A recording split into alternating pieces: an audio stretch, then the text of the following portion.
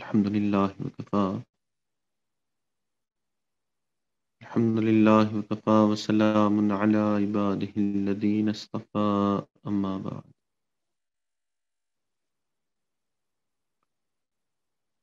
پچھلے چند دنوں سے بلکہ پچھلے چند ہفتوں سے مقامات عشرہ پہ گفتگو ہو رہی تھی.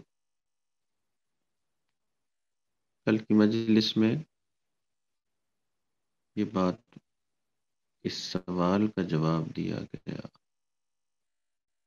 کہ سالک کو کیسے پتہ چلے کہ اس کو کوئی مقام حاصل ہو گیا ہے. آج کی اس مجلس میں ان مقامات سے متعلق ایک اور اہم بات بیان کرنی، اور وہ یہ کہ یہ جو خوبصورت مقامات ہیں، یہ جو خوبصورت اعلیٰ اخلاق ہیں، یہ 10 اعلیٰ ترین اخلاق جن کا اعتراف اور جن کو پسند نہ صرف مسلمان اور نیک لوگ کرتے ہیں، کافر بھی معترف ہیں کہ یہ ساری اچھی صفات ہوتی. یہ مقام زہد حاصل کرنا، دنیا سے بے رغبتی ہو جائے، مقام توبہ حاصل کرنا، انسان اللہ سے سچی پکی توبہ کرے، مقام صبر ہے، مقام شکر ہے، مقام مجاہدہ ہے. تو ایسی چیزیں ہیں کہ جو ہر ایک کو پسند ہے. اسی لیے جو شخص یہ مقامات حاصل کر لیتا ہے وہ ہر دل عزیز بن جاتا ہے، ہر ایک کے دل میں گھر کرنے والا بن جاتا ہے. تو اتنے یہ جو خوبصورت مقامات ہیں، مشائخ نے فرمایا کہ ان مقامات کو حاصل کرنا یہ شیخ کی صحبت کے بغیر ناممکن ہے. ان مقامات کو حاصل کرنا شیخ کی صحبت کے بغیر ناممکن. سب سے پہلی بات تو یہ ہے کہ ان مقامات کو حاصل کرنے کی پہلی شرط جو ہے وہ ذکر و معمولات ہے، دل کی صفائی ہے. نبی علیہ الصلوۃ والسلام نے فرمایا ذکر اللہ شفاء القلوب، اللہ کی یاد ہے یہ دلوں کی شفا. اور عام طور پہ ذکر اور معمولات وہی سالک کرتا ہے جو شیخ کی صحبت میں آنا جانا رکھتا ہے. مشائخ نے لکھا ہے کہ جو شخص شیخ کے پاس آتا جاتا نہیں ہے وہ معمولات بھی نہیں کرتا، یا وہ معمولات پورے نہیں کرتا، تعطل آ جاتا. یہ بات اس عاجز کے دل میں بھی آئی.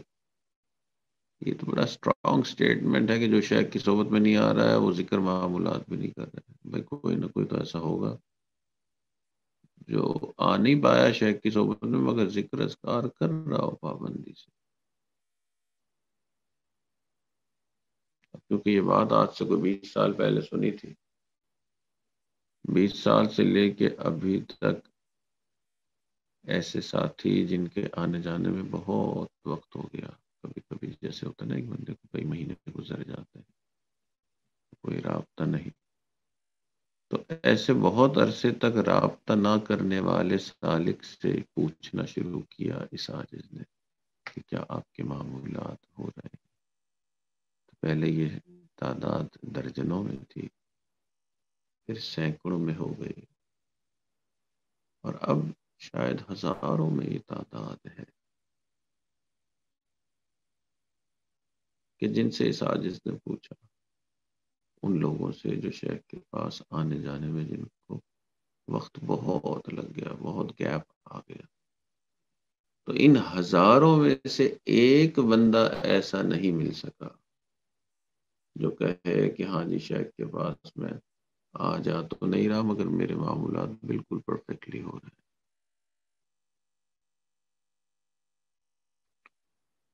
تو یہ مقامات عشرہ یہ شیخ کی صحبت کے بغیر ممکن نہیں ہے کہ شیخ کی صحبت کی برکت سے معمولات کی پابندی ہو. دوسرا، شیخ ایک آئینے کی مانند ہے. وہ سالک کو اس کی غلطیاں واضح کر کے شیخ بتاتے ہیں. کبھی اپنی واض و نصیحت میں ان غلطیوں کی نشاندہی کر دیتے ہیں، تو کبھی عمل کے ساتھ دکھاتے ہیں صحیح طریقہ کیا ہے، اور کبھی کسی کو انفرادی طور پہ سمجھاتے ہیں. تو مختلف طریقوں سے سالک کے دل میں اس کی غلطی کی بات ڈال دی جاتی ہے. اور کئی مرتبہ اگر شیخ نہیں ہے تو یہ غلطیاں انسان لے کے زندگی پر چل رہا ہو.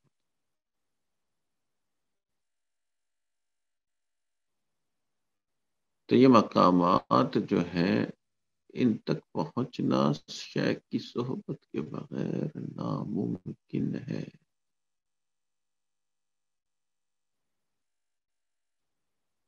شیخ کی برکت سے، انہی کی ترغیب سے ذکر و معمولات دل کی صفائی ہوتی ہے. انہی کی ترغیب، انہی کی نصیحت سے باطن کی اصلاح ہوتی ہے.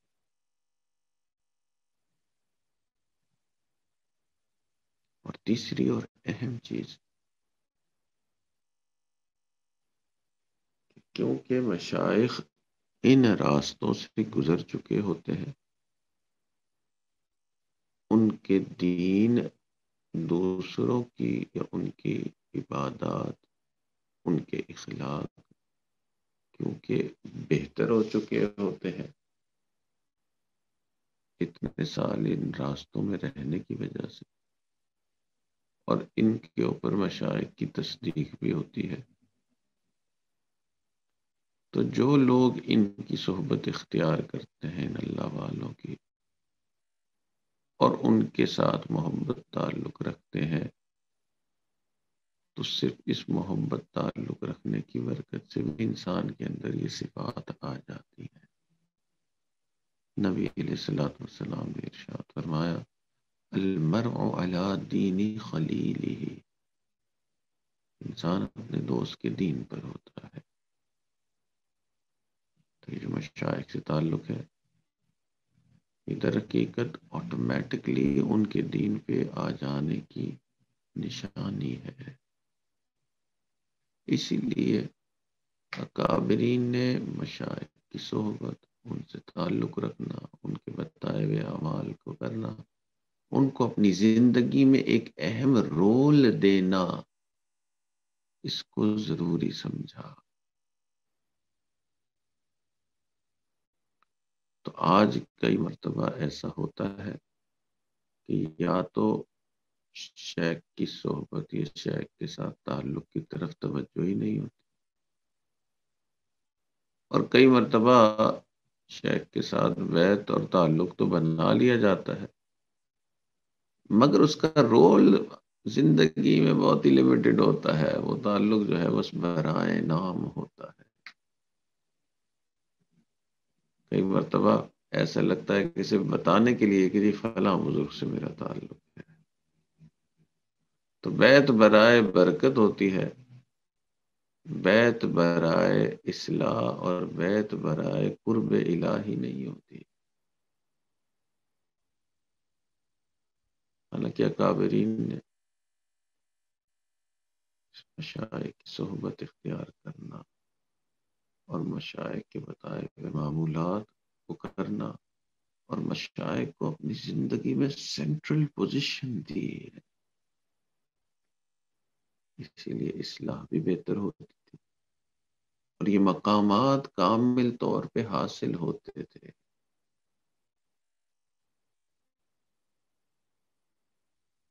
حضرت مولانا مفتی محمد صاحب امرتسری رحمۃ اللہ علیہ، بانی بانی جامعہ اشرفیہ لاہور، یہ حضرت اقدستانوی رحمۃ اللہ علیہ کی صحبت میں خوب تشریف لاتے اور بڑی محبت رکھتے اور بڑے عالم تھے۔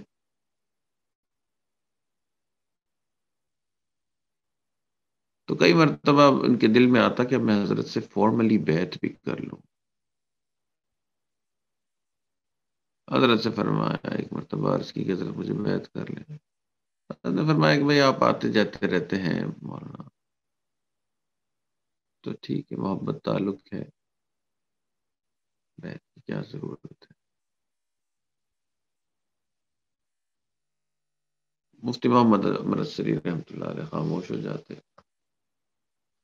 تھوڑے دن بعد پھر تقاضا پیدا ہوتا، حضرت کی صحبت میں محبت پیدا ہوتی، دل میں آتا تو کہتے کہ حضرت نہیں بیعت کر لیں۔ حضرت پھر بات کو ٹال دیتے۔ ایک مرتبہ سفر کر کے حضرت کی خانقاہ پر پہنچے، یہ نیت لے کے گئے کہ اب واپس ہی نہیں آؤں گا جب تک کہ حضرت بیعت نہیں کر لیں۔ تو حضرت کی خدمت میں حاضر ہوئے اور آ کر بتا بھی دیا کہ حضرت اس مرتبہ واپس نہیں جاؤں گا جب تک کہ آپ بیعت نہ کریں گے۔ تو حضرت اقدستانوی رحمۃ اللہ علیہ کو بھی احساس اور اس بات کا اندازہ ہو گیا کہ اس مرتبہ بہت سیریس ہے۔ حضرت نے فرمایا کہ جی بیعت تو کر لوں گا، میرے چند شرائط ہے، اگر آپ ان شرائط کو مانیں گے تو بیعت کر سکتا ہوں۔ انہوں نے عرض کی حضرت جی آپ فرمائیں کیا شرائط ہے؟ حضرت نے فرمایا پہلی شرط تو یہ ہے کہ آپ گو کے مفتی ہیں اور اتنے بڑے جامعہ کے بانی بھی ہیں، مگر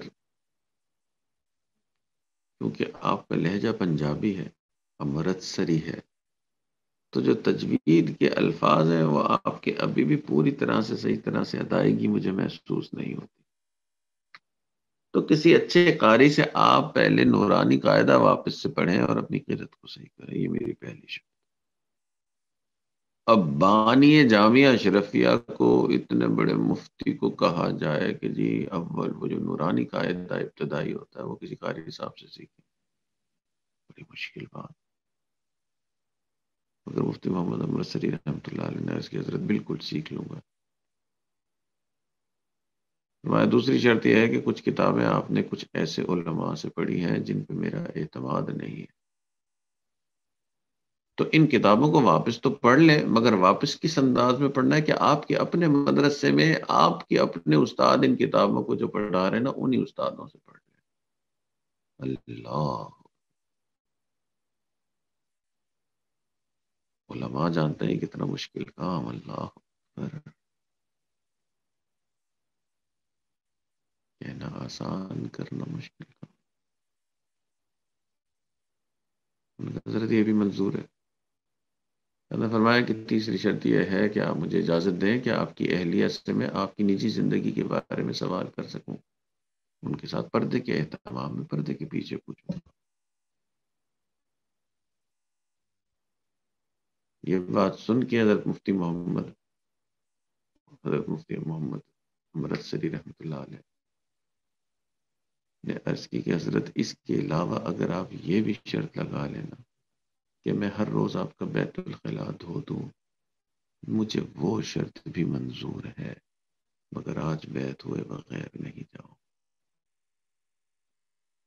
تو ہمارے اکابرین کو اس بات کا بخوبی اندازہ تھا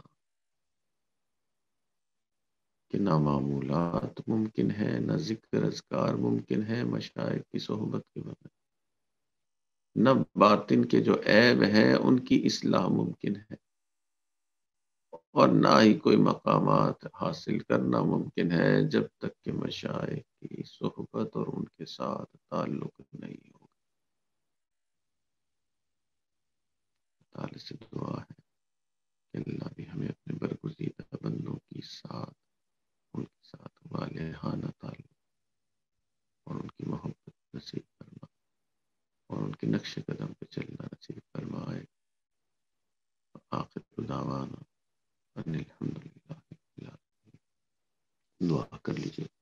الحمد للہ رب العالمین، الصلاۃ والسلام علی سید الانبیاء والمرسلین، اللہم انا نسألک علما نافعا وعملا متقبلا ولسانا ذاکرا وقلبا خاشعا ورزقا واسعا وشفاء من كل داء، وصلی اللہ تعالی علی حبیبہ سیدنا محمد وعلی آلہ واصحابہ اجمعین برحمتک یا ارحم الراحمین۔